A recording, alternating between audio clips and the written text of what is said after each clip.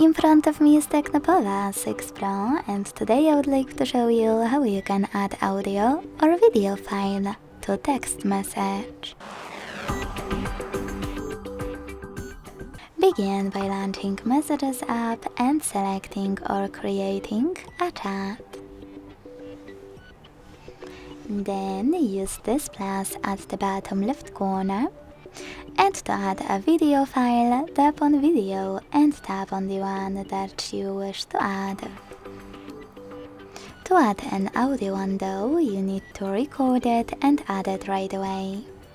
To do that, you can click on this microphone at the bottom left corner, or on this one with a voice underneath. Wherever you decided after tapping on one of those, hold this button to record your message, and when you finished, let go.